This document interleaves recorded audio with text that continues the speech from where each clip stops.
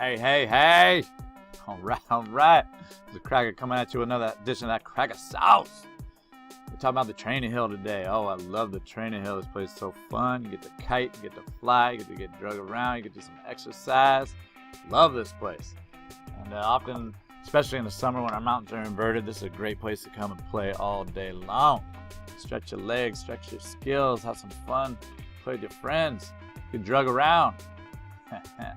All right, so here we go. It's facing south. Gets that nice sea breeze all year long, so it makes such an ideal place to fly and learn. There's the ocean right in front of us, facing south.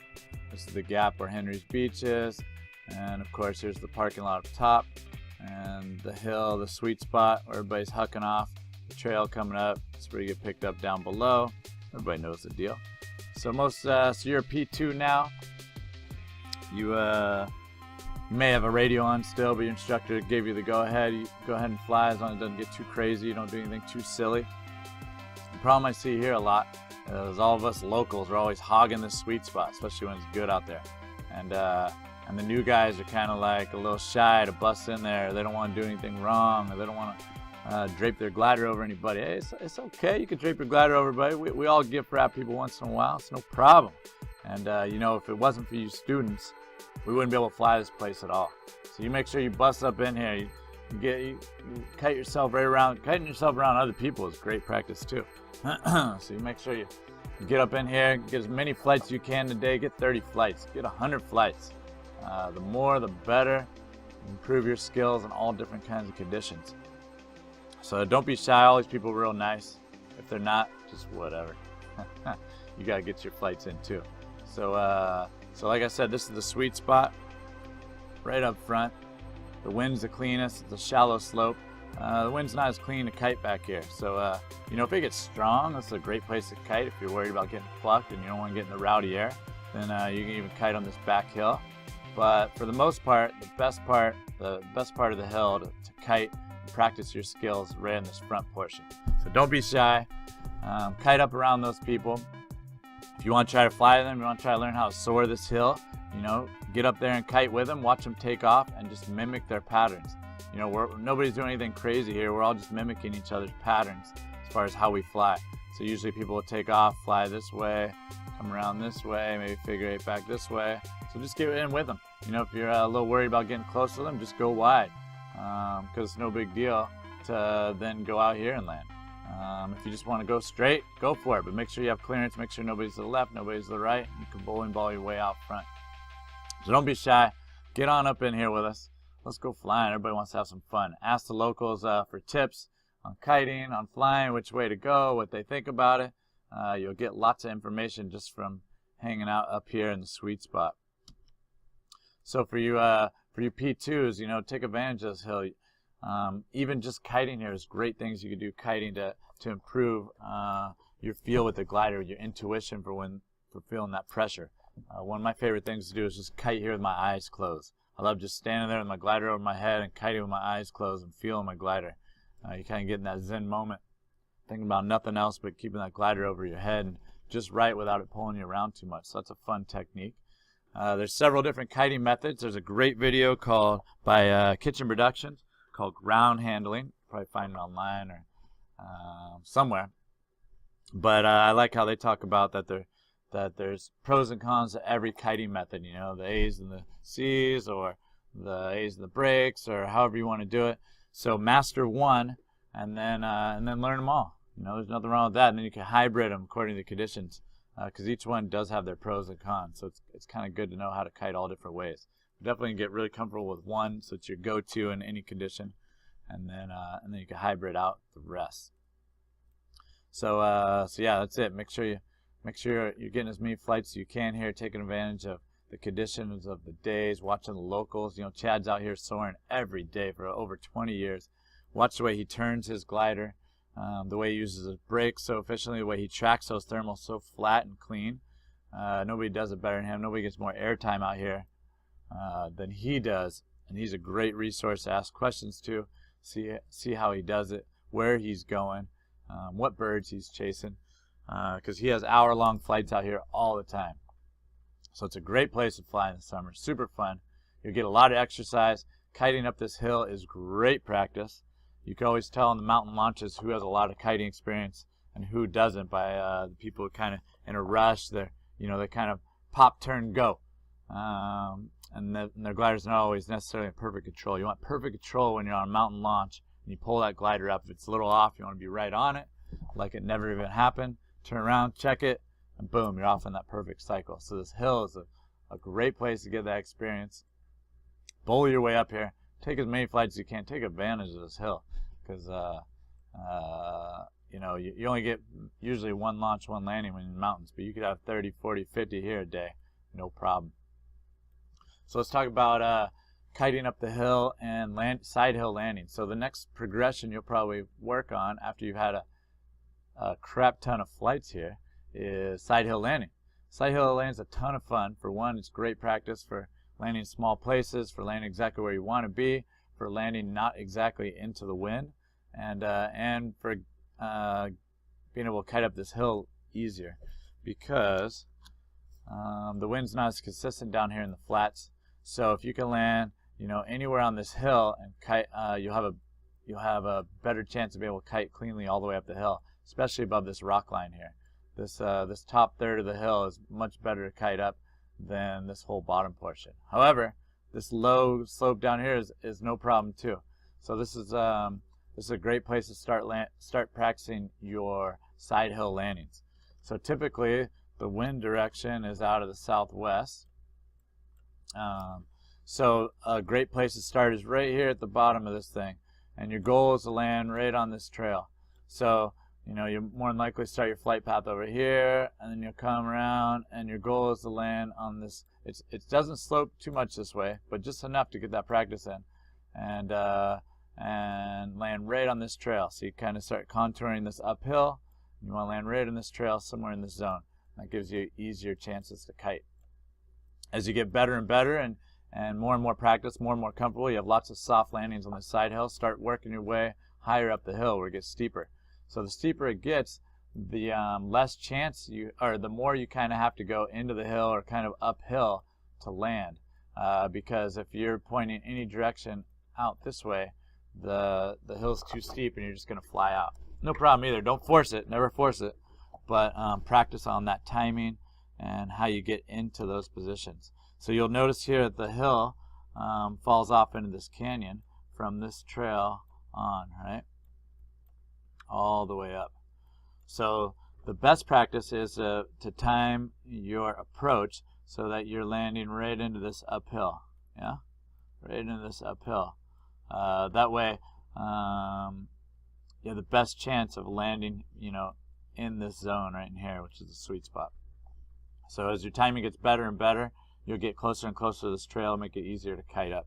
So a more advanced technique, if you want some advanced technique stuff, is how to hedge that inside brake so that even though your glider's not facing into the wind, or your body for sure, you can hedge inside brake. Your body's going to be going towards the hill. Right? This is so you can land higher up on the hill. You hedge that inside brake so that your glider starts to turn into the wind, but your body is still going this way. So that way you only have to take a few soft steps right as you land. Then you're pulling your outside brake and your inside brake together. Of course, your inside brake is going to have a lot more pull on it than the outside because you've been pulling it the whole time. Remember, you only have a few feet off the ground when you're practicing this technique. That way, you only have to take a few steps when you land so your glider doesn't overshoot you. You turn, and you control the A's and the brakes, and your glider never touches the ground, and you kite right back up the hill. So that's an advanced technique, but one takes some practice and a few tries to, a lot of tries to understand. So remember, you're coming in kind of towards the hill this way, uphill, because the steeper you get, the more you're facing this way, you're just going to fly out. So you kind of got to, especially if you're not getting into this uphill part on the lee of it, then you got to let your body kind of fly towards the hill, and then as you're getting closer to it, you're hedging that inside brake so the glider starts to turn and face more towards the ocean, even though your body's still going this way. And then you pull with both brakes hard, 1 or 2 steps, another couple steps, so the glider doesn't overfly you. turn, and you're controlling your glider, never touches the ground, and you kite back up. So tons of practice, lots of things you can practice here. Like I said, it's advanced techniques. Don't hurt yourself. Don't force it. There's so many things you can do to practice. Even up here, you can also practice a lot of short hops, so you can find that deep stall point of your glider. And you can do 100 of these a day. You know, right in the sweet spot, you can take off, get a few feet in the air, and pull both brakes gently and deep until you find that point where you're just going down. You're not falling out of the sky, but you're just cruising down. Remember, you don't want to do this higher than you want to fall. So if you pop way up high, just let it fly and make another approach, land, and try it again. But if you're just, 5, 10 feet off the ground, ease both brakes, find that point, and then hold it there, and you'll just set softly back down the ground, straight down. It's a great learning opportunity to find out where your deep stall point is. And then when it gets windy, if it gets too rowdy up here, people aren't flying anymore, kite back here. It's great practice. Getting drug ain't the end of the road. It's a lot of fun. You'll learn how to disable your glider. If you want to disable your glider, just pull one brake line. Let go of the other one if it gets too crazy. It'll eventually stop you. But anyways, you can play all in this zone. Practice those little short hops. Practice finding that deep stall point. Practice running from one side of the hill to the other with your glider. Go over here and then turn, kite it all the way over here, turn. You can do all kinds of good stuff to increase your skills. It's a lot of fun out here. So let's talk about flying this place. People have hour-plus flights here all the time.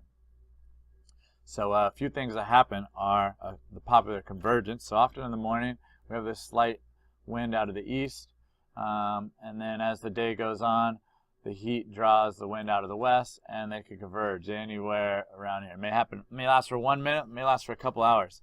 You're looking for the birds, the swifts, gaggling up. Sometimes you just stumble into it. But the convergence is a fun thing to find here. It happens pretty often. It probably happens almost every day. The problem is sometimes it only lasts for 1 minute. Sometimes it lasts for a couple hours. So we get a lot of converging going on. Working the front of this hill in kind of a figure-8 pattern, is a great way to try to maximize your air time. Sometimes you can boom out of here. Sometimes it's happening out front. If you do 360s, you got to make sure you're way clear of this thing. Don't do it like the locals. A lot of people have years and years of practice and they know exactly what they're doing. But if you're new, you want to have a lot of clearance because there's always going to be south wind. So you're going to come back a lot further. It's going to be more like ovals than 360s. And you don't want to smack this hill. So make sure you're way up there before you do any 360s. Way out there, plenty of clearance, and you'll see how much you drift back on 360. So let's talk about the point. So we have this interesting feature, this point back down here. Once this wind does go west, it has this converging effect. I think it's from the wind rolling over these hills, the south breeze drawing through the gap. This deep canyon, air is kind of drawing up here. There's a flag kind of on this point. Whenever this flag's pointing this way, you kind of got to be flying over here to see it though. Just go. Keep going all the way deep because there's a convergence happening. It's a mechanical convergence more than likely. So it's usually a little rough, but nothing you can't handle, nothing your glider can't handle. And this thing usually gets you super high. So the point is where you'll see people going a lot of times. Now if you play the point game deep towards the road, don't go past the road during the airspace. But if you do play this point game deep where you're going for it over here in this zone, you have to be okay with landing downwind in these places because you probably will eventually. And that's no problem too. If there's wind, it's pretty easy. Kite back up here. It's like a whole nother training hill over here. And you could take off again and try to maximize this point area here. You'll see birds flying up all the time. These fields are all good to land below the bike trail here. So playing on the point below, past this zone right here, you're messing with it. So you got to be okay with landing downwind in these places, which is no big deal. But just be okay with it. Once you're okay with it, then you probably won't have to do it as much. Yeah. It's a mental thing. It's a mental thing. And a lot of this training hill flying, you're just tickling the terrain. You're just hoping she breaks you a little piece off. You know what I mean?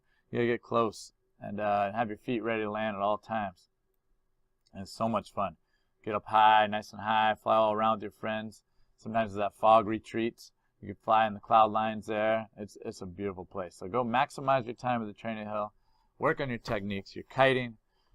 You feel your glider, your intuition of when to pull, when not to pull, being really light with your hands, and watch people, because you will get so many good thermal lessons here and make your flight so much more relaxing and stress-free. In the mountains, the takeoffs will be stress-free because you know exactly what to do when your glider comes up, no matter what it looks like. So anyways, go to the hill, practice. I'll see you out there. We gotta give a shout out to all the people and organizations that make free flight possible here in Santa Barbara and our surrounding areas. First off, we got Eagle Paragliding, which is eagleparagliding.com, one of the 2 paragliding schools in town. They will take you from zero to hero, baby. From the Bunny Hill to the mountains to all over the world. They got tours all over the place. They got SIV clinics going on with a boat and a lake. So hit up eagleparagliding.com. Arctic 4 is what I fly. It's the only glider I fly.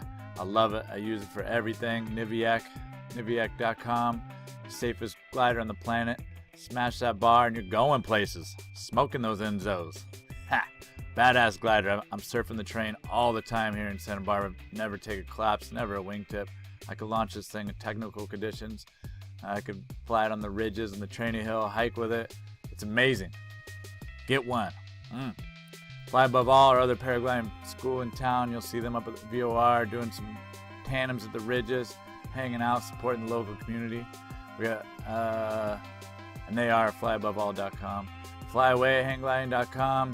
Willie, awesome hang glider instructor, ripper pilot, doing his thing here in town. Tandems all over the place. Call me if you want to learn how to hang glide. We got miniplaneusa.com. This is Chad Bastian's company. If you want to learn how to motor, take a lesson with Chad. Super fun. If you want to learn how to thermal too, watch this guy. He's at the hill every day for the last 20 years. Amazing technique. It's like an art form watching him thermal. Watch the way he moves his hands, the way he shifts his weight. You get a lesson all in itself just watching him. And then we have our Santa Barbara Soaring Association page, sbsa.info. You can see the chat box on here when people are talking about flying. The Twitters replicate on here from the 2 paragliding schools of when they're meeting and where the flying's happening. We also have a visiting pilots page. Santa Barbara Soaring Association keeps our sites flyable, our sites insured. Our Wind Talkers talking, so we definitely want to contribute to them. Definitely hit up a local before you come flying or one of the paragliding schools. All the contacts are on the visitings page, and you have to be a member to fly our sites. So we have a little donate here. You can donate and do it right online and be all set for when you come fly. So welcome to paradise.